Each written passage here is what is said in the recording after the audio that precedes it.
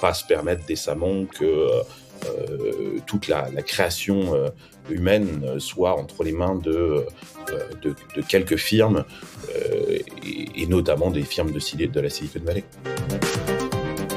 La liberté, elle a un prix, elle coûte aussi quelque chose, parce que tout d'un coup, il faut se prendre en main.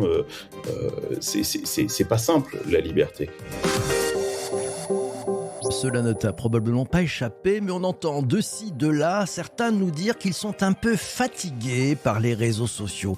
Ils nous disent être fatigués par ces algorithmes qui font la loi, par ces publicités qui sont partout, par ces réseaux qui se copient tous, et par les comportements de nombreuses personnes qui, au nom de leur ego, de leur paraître, de leur shine, font des choses qu'elles ne feraient pas à leurs vrais amis et perdent, l'air de rien, et mine de tout, le discernement qui évite de devenir bête.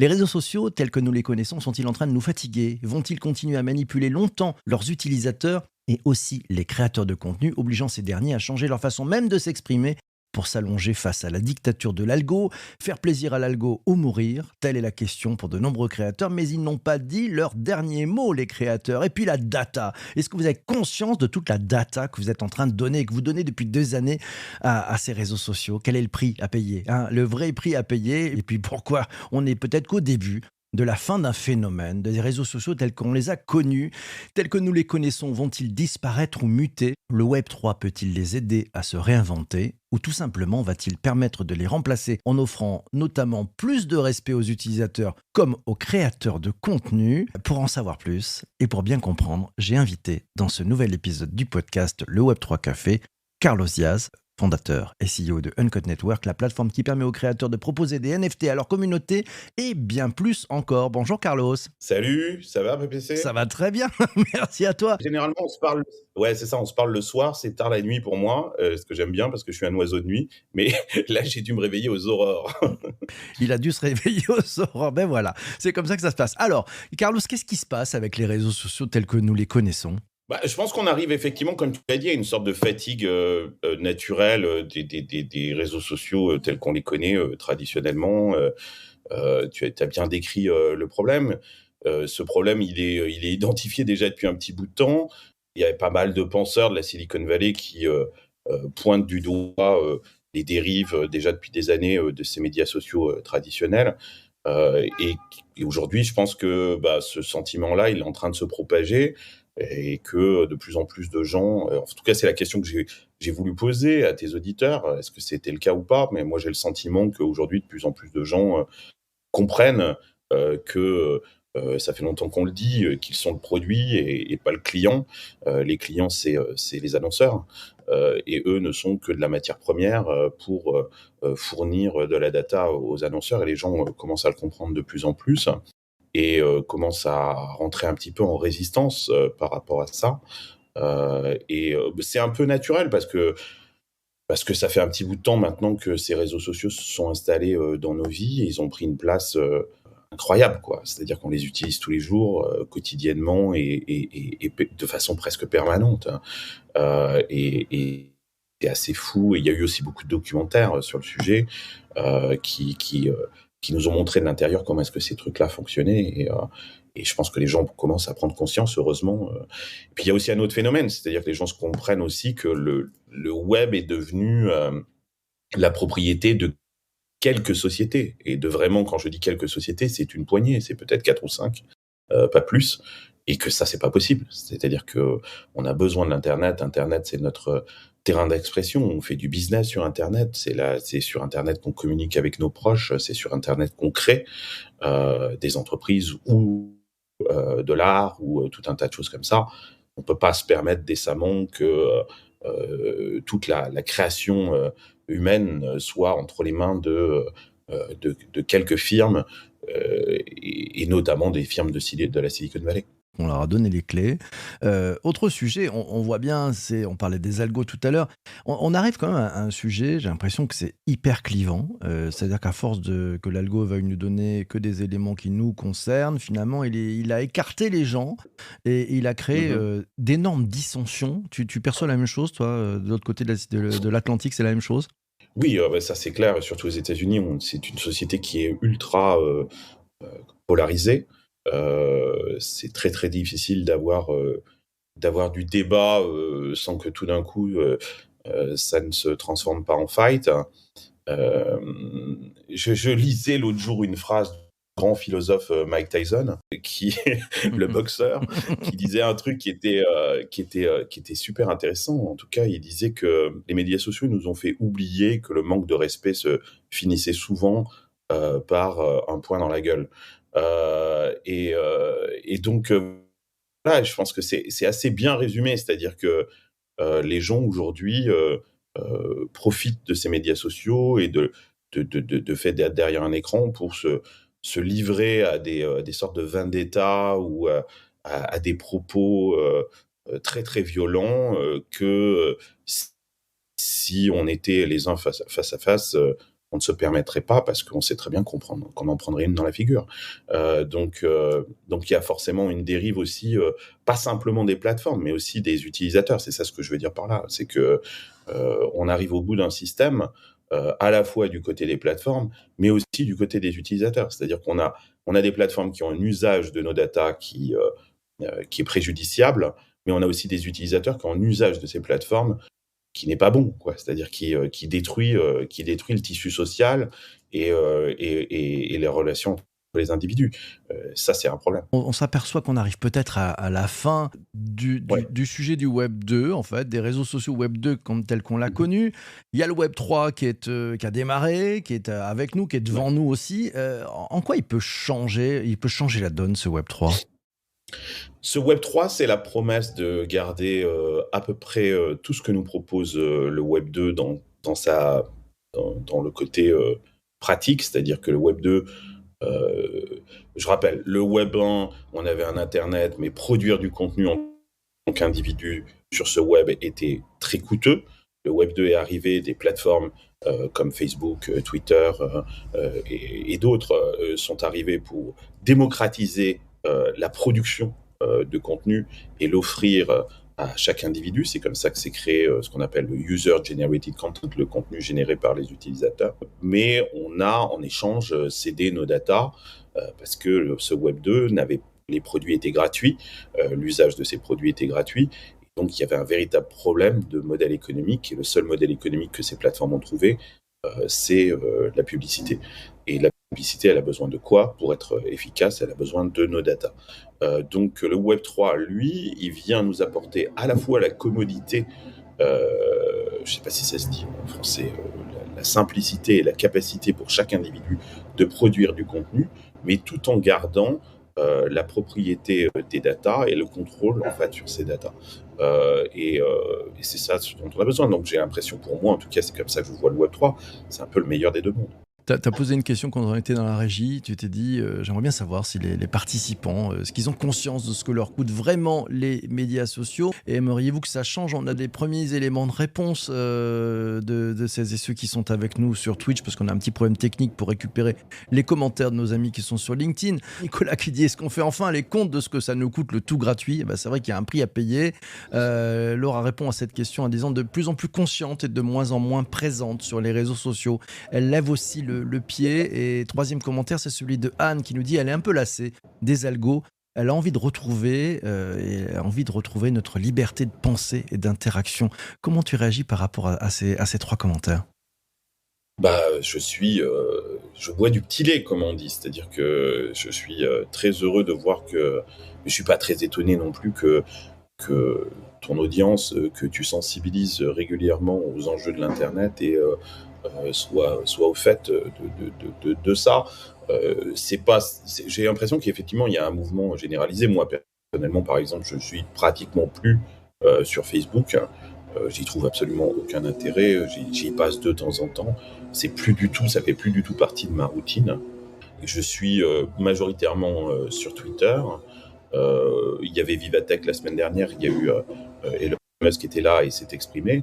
Et on lui a posé cette question-là, on lui a dit, il a eu une réponse d'ailleurs très très très bonne là-dessus, où on l'a critiqué, où on a dit, oui, Twitter, la liberté d'expression, mais c'est aussi la possibilité pour n'importe qui d'exprimer n'importe quoi. Et, et il a expliqué, il a dit, bah oui, mais c'est ça la liberté d'expression. Donner son point de vue, même si on n'est pas d'accord avec lui.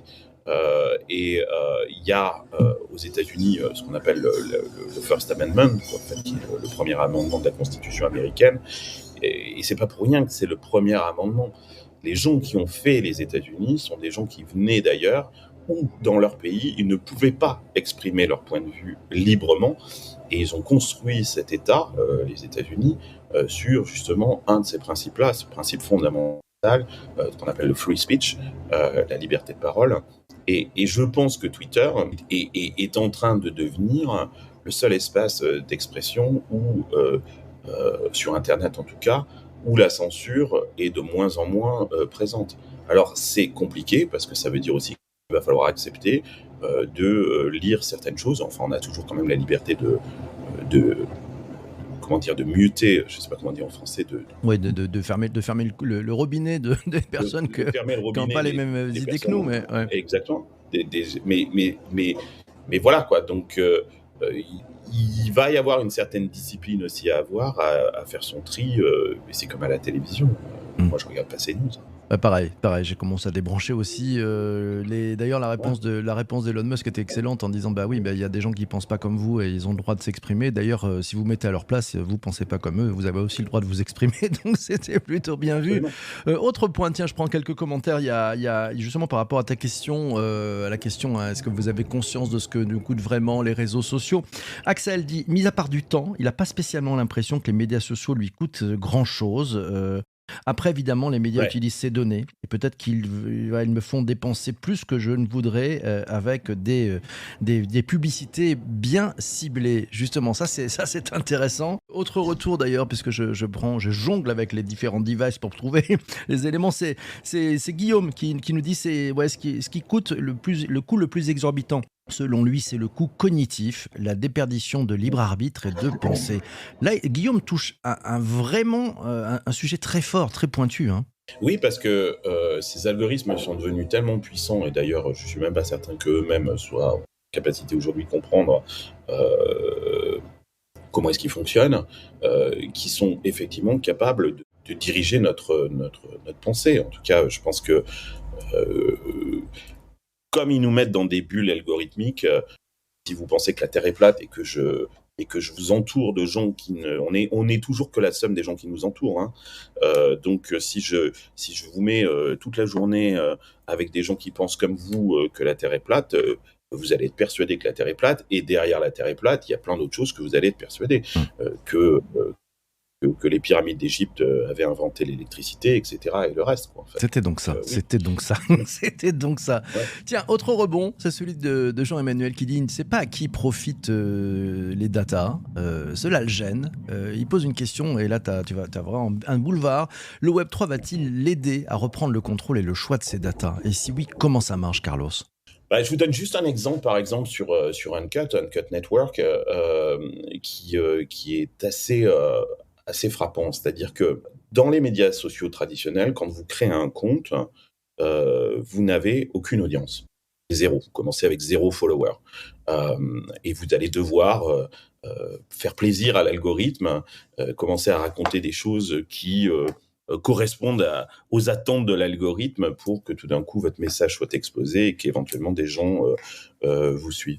Sur Uncut.network, comme votre réseau social est basé sur vos possessions digitales, je vous invite véritablement à faire le test. Quand vous créez un compte et que vous connectez votre wallet, où on comprend quel NFT est-ce que vous avez dans votre wallet, on va vous connecter automatiquement avec les gens qui ont les mêmes NFT que vous. Donc quand vous débutez déjà, vous avez déjà une première audience, peut-être de quelques centaines de personnes, qui possèdent des choses identiques aux vôtres. Alors si vous possédez des choses en commun, c'est peut-être que vous avez des passions, des intérêts communs, j'en sais rien moi, si j'ai un Thermomix ou que j'ai été au concert de Coldplay, ça dit pas mal de choses sur mon identité, sur les communautés auxquelles j'ai envie d'appartenir, et donc je suis automatiquement connecté avec des gens qui partagent ces intérêts et ces passions avec moi. Donc ça, c'est la première chose. Mais ce qui est intéressant, c'est que comme votre réseau social est construit sur vos possessions et que ces possessions, bah, vous les possédez, comme son nom l'indique, et qu'elles sont dans son wallet, votre audience n'appartient pas à Uncut. C'est-à-dire que si demain, il y a une autre plateforme qui propose exactement le même principe, et que vous déconnectez votre wallet de Uncut, votre réseau tombe à zéro et vous allez sur une autre plateforme et vous recommencez exactement au même endroit que vous avez laissé sur Uncut. Cette transportabilité, cette mobilité finalement de votre réseau, parce que ce réseau, pour la première fois, n'est pas construit sur la plateforme, mais est construit sur un élément euh, dont vous avez l'entière possession, c'est-à-dire vos NFT dans votre wallet, fait que tout d'un coup, vous êtes véritablement propriétaire de votre réseau et que vous pouvez vous promener d'une plateforme à l'autre sans rien laisser derrière. Et ça, c'est une révolution. C'est clairement une révolution. Il y a des créateurs qui ont créé des audiences incroyables sur Instagram, avec des millions de followers. S'ils décident de quitter la plateforme ou s'ils sont virés, parce que ça arrive aussi régulièrement parce que, j'en sais rien, ils ont dit quelque chose qui n'était pas en odeur de sainteté et qui devait reconstruire cette audience sur une autre plateforme, ils repartiraient de zéro. Voilà, par exemple, ce que le Web3 peut faire, c'est de changer la focale, de dire, bah, vous ne construisez pas un réseau sur notre plateforme, vous construisez un réseau à partir d'éléments qui vous est propriétaire, et donc, bah, vous ne perdez rien, jamais. Ouais, ça veut dire qu'on a plus cette dictature de l'algo, hein, déjà, parce Non, voilà, c'est du choisi. J'entends aussi, voilà, tiens, Vincent qui dit ce que tu expliques, Carlos montre que le Web3 mange aussi nos données. Le simple fait qu'on propose des amis au centre d'intérêt commun prouve que la data est là aussi au centre du système. Mais bien sûr qu'elle est au centre du système, mais c'est pas du tout la même façon. On a la main, c'est ça que ça veut dire. ah bah, bien sûr, bon, de toute façon, on a besoin de la data, forcément, pour créer une expérience, qui vous soit personnalisée. On utilise bien évidemment la data. Mais je vous donne un autre exemple sur Uncut. Vous avez été, je reprends cet exemple du concert. Hier, vous avez été au concert de Coldplay et votre ticket est un NFT. À la suite du concert, tous les gens qui ont été à ce concert-là, vous êtes connectés parce que vous avez tous le même NFT. Donc vous êtes connectés avec tous les gens qui ont été au même concert que vous et vous pouvez continuer la conversation sur ce concert sur Uncut à partir du fait que vous avez chacun ce NFT-là. Maintenant, vous en avez marre de cette conversation sur le concert de Coldplay, ça vous fait rigoler pendant 2-3 jours, mais au bout d'un moment, c'est plus un sujet qui vous intéresse. Bah, vous pouvez masquer ce NFT dans votre collection Uncut. Ça veut dire que vous continuez à en avoir la propriété dans votre wallet, mais vous le masquez.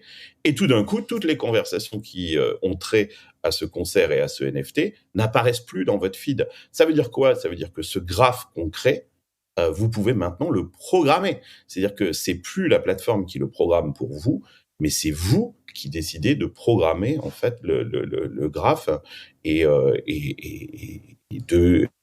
et à partir du moment où vous masquez ce NFT, les conversations, les contacts qui vont avec disparaissent de votre graphe. Et vous pouvez le remettre ensuite en actif et repartir sur cette conversation et se reconnecter aux gens qui ont le même NFT que vous. Donc, c'est effectivement, on utilise la data, mais c'est vous elle est entre vos mains, elle n'est pas du tout entre nos mains à nous, quoi, en fait. Ouais, ça veut dire C'est qu'on quand même une on grosse reprend la différence. main là encore, on reprend la main. Mhm. Ce que j'entends aussi, parce que tu parlais tout à l'heure de gens qui ont des centaines de milliers ou de millions de followers sur les plateformes, et puis du jour au lendemain, l'algo change, et puis moi je l'ai vécu il y a quelques années sur YouTube Ben oui. avec 300, 400 000 vues par mois, et tout d'un coup, l'algo change, et hop, on passe à 4000, 2000, 1400. Et là, c'est un truc où tu dis, bah ouais, tout s'effondre, quoi, c'est ça. Et puis, les réseaux sociaux font ce qu'ils veulent. Le jour où au début, ils vous poussent, ça monte, vous dites c'est incroyable, ça y est, c'est parti, on est arrivé, mon coco. Et puis, du jour au lendemain, on ne sait pas pourquoi, la fonctionnalité sur laquelle il faisait de la promotion, bah, pof, allez, il resserre et au revoir. Et c'est fini, vous êtes jeté comme un peu une merde. Ce sont des choses qui arrivent. Voilà, donc ça pose aussi un sujet, je dirais, pour les créateurs de contenu. C'est-à-dire que, il faut être multiplateforme, il faut reprendre la main. La meilleure solution aujourd'hui, c'est plutôt l'email. Justement, comment le Web3 rentre dans cette équation de la meilleure solution pour les créateurs de contenu? Elle offre aussi, au-delà de ce lien direct de communication entre les gens qui vous suivent et font l'acquisition de vos NFT, qui peuvent être d'ailleurs gratuits, hein, pas forcément être payants, vous donne un lien de communication direct. Nous, quand vous achetez le NFT d'un créateur sur la plateforme, le créateur a aussi l'accès en fait à votre email. Donc ça lui permet, comme sur Substack par exemple, de constituer une liste, c'est-à-dire justement ça c'est pour offrir la garantie au créateur que la data, elle n'est pas simplement entre nos mains, mais qu'il en a l'entière propriété et qu'il peut aller reconstruire en fait ce lien direct qu'il a à travers notre plateforme, mais de façon complètement autonome, parce qu'il a une liste d'emails qui lui permet d'échanger avec son audience. Et puis, c'est un lien de monétisation direct, c'est-à-dire que vous avez là enfin la possibilité de décider, par exemple, vous êtes un musicien, faites des morceaux et vous pouvez très bien transformer ces créations musicales sous forme de NFT et les vendre en direct en choisissant aussi la quantité, un peu comme des lithographies, en disant bon ben voilà, ce remix, il y en a 100 exemplaires. Alors bien évidemment, tout le monde peut le copier, faire des copier-coller, etc. Mais il n'y aura que 100 propriétaires officiels de ce morceau de musique, et de créer un lien direct et un lien de monétisation aussi direct en disant bah voilà, ce remix, j'ai envie de le vendre 3,99 $ ou j'ai envie de le vendre 399 $. C'est vous qui choisissez. C'est pas du tout la plateforme qui vous impose un tarif. Je pense notamment à des plateformes comme Spotify où le modèle économique, le créateur il est obligé de se conformer, ou à YouTube, à se conformer au modèle économique de la plateforme. C'est pas lui qui choisit le modèle économique de sa création sur une plateforme Web3 comme Uncut, d'autres, hein. C'est le créateur qui décide si vous avez envie de donner votre contenu gratuitement, vous pouvez le donner gratuitement. Si vous avez envie de le faire payer sous forme de micro-paiement à 1 $, vous pouvez le faire à 1 $. Si vous avez envie de le donner à 1 million de $, vous le donnez à 1 million de $. Vous inventez, vous pouvez créer une forme de membership si vous préférez. Il y a des créateurs, par exemple, qui font payer 200 balles pour l'année et qui va vous airdropper toute leur création de façon gratuite si vous êtes membre et si vous avez le NFT membership qui leur appartient. Donc en fait, c'est une liberté qui est géniale parce que c'est plus un modèle économique de la plateforme qui s'impose à vous, mais c'est à vous d'inventer le modèle économique que vous souhaitez. On parle de caillasse, de brousouf, de pépettes, de thunes. Voilà, tiens, Vincent dit les avantages du Web 2 peut-être sont supérieurs aux inconvénients, avec des avantages visibles, des inconvénients invisibles. Donc les gens prennent. J'ai envie de réagir. Ce deuxième aspect aussi est très intéressant. Je lisais il n'y a pas longtemps un bouquin sur la fin de l'esclavage aux États-Unis. Et donc, on a redonné la liberté aux Noirs aux États-Unis à la fin de la guerre de sécession. Beaucoup ne voulaient pas de cette liberté parce que la liberté, elle a un prix, elle coûte aussi quelque chose parce que tout d'un coup, il faut se prendre en main. C'est pas simple la liberté. Et d'ailleurs, je ne sais pas si vous vous rappelez historiquement, les États du Nord, pour que les Noirs se saisissent de leur liberté, ont été obligés de faire du marketing. C'est qu'ils disaient bon voilà, on vous donne votre liberté plus 1 000 $, plus une mule. Donc ils faisaient des bundles, quoi, des offres marketing comme ça pour que les Noirs reprennent, parce que sinon, ils se disaient ouais, mais bon, on est esclaves, mais finalement notre vie, elle est orientée, on a un toit, alors il est pourri, mais au moins on sait où dormir, on n'est pas sur la route, et on bouffe mal, mais en tout cas on bouffe quelque chose. Et donc c'était pas si simple que ça pour les gens de reprendre leur liberté. Je pense qu'on est à peu près au même stade aujourd'hui. Ouais, c'est facile, il y a des avantages, mais voilà quoi, reprendre cette liberté, c'est pas si simple. Et ça demande du courage et ça demande aussi une prise en main. Tiens, les rebonds, la question d'Olivier, il dit: «Le réseau social 2.0 est gratuit car, on accepte plus ou moins consciemment qu'on utilise, Mais nos le données». Web 3.0 aussi est gratuit, hein. Ouais. Qu'en est-il justement sur un réseau social 3.0? Tu le disais, bon, on peut faire des choses gratuites, mais il y a aussi, de la façon pour pouvoir payer finalement les créateurs de contenu. Est-ce que la masse, c'est la question d'Olivier, est-ce que la masse acceptera de payer en fait? C'est la question à 15 millions d'euros. Ouais, c'est une très, très bonne question. Je pense que, on sort aussi d'un Web 3, qui a été énormément spéculatif, où on a fait croire aussi aux créateurs que, tout d'un coup, ils allaient devenir riches, parce que, tout d'un coup, tout le monde allait acheter leur NFT, et on a fait croire aussi aux gens qui faisaient l'acquisition de ces NFT que, bien évidemment, ce NFT qu'ils avaient acheté 500 allait se transformer en quelque chose qui allait en valoir 5000.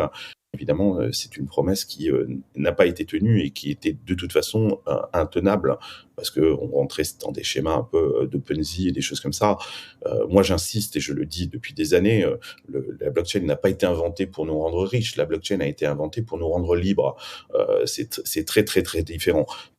Ce que je constate, moi, aujourd'hui sur Uncut, et tu vois, là, on va avoir une sorte de rapprochement avec les réseaux sociaux type 2.0, c'est qu'on a des créateurs qui, aujourd'hui, fabriquent, qui sont des créateurs émergents, qui n'ont pas forcément encore de notoriété établie, qui leur permettent de vendre, en fait, leur création, et qui font des NFT gratuits pour construire une communauté, et qui donnent une partie de leur création gratuitement, mais ils ne la donnent pas aux plateformes qui l'utilisent ensuite pour vendre de la publicité. Là, c'est eux qui décident à qui ils la donnent de façon mesurée et contrôlée. Et ils font énormément de NFT gratuits jusqu'à obtenir une audience qui va leur faire du feedback, qui va les... vous savez, quand on est un créateur émergent, avant même de l'argent, ce dont on a besoin, c'est de validation. C'est est-ce que l'art que je suis en train de créer a du sens. Et donc, je vois, moi, beaucoup de créateurs sur la plateforme, et nous, on n'a pas de commission sur les NFT qu'on vend, donc on est tout à fait libre de ça. Donner du NFT gratuitement, mais de façon contrôlée. Et ensuite, quand ils atteignent une certaine notoriété, ils vont faire des créations de plus en plus sophistiquées. Certaines seront payantes, d'autres resteront gratuites, etc., etc. Donc, je pense que ce n'est pas antinomique. Tout ce qui est sur le Web3 ne doit pas être payant. Bon, maintenant, quand on est un artiste établi et qu'on fait quelque chose, bien évidemment, on peut se permettre peut-être de le faire payer, si c'est rare notamment. Mais quand on est émergent, on peut aussi utiliser des plateformes Web3 pour fabriquer une audience, une communauté, euh, mais en la possédant, en la détenant et sans que la plateforme ait son mot à dire dessus.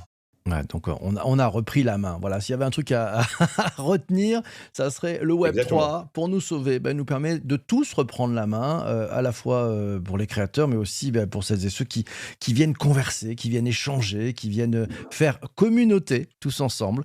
Merci beaucoup, Carlos, d'être passé dans cet épisode du podcast. Merci à toi. Un plaisir, c'est Ouais, toujours un c'est plaisir un de parler avec plaisir. toi, Fabrice. Merci beaucoup. Merci aussi à toi d'avoir écouté cet épisode du podcast jusqu'ici. N'hésite pas à t'abonner si ce n'est pas encore fait. Le Web3 Café, ouais, c'est sur toutes les bonnes plateformes de balado. Si tu as aimé cet épisode, n'hésite pas aussi à le partager autour de toi. Un grand merci. Ciao, ciao, ciao. Bye bye, bye bye.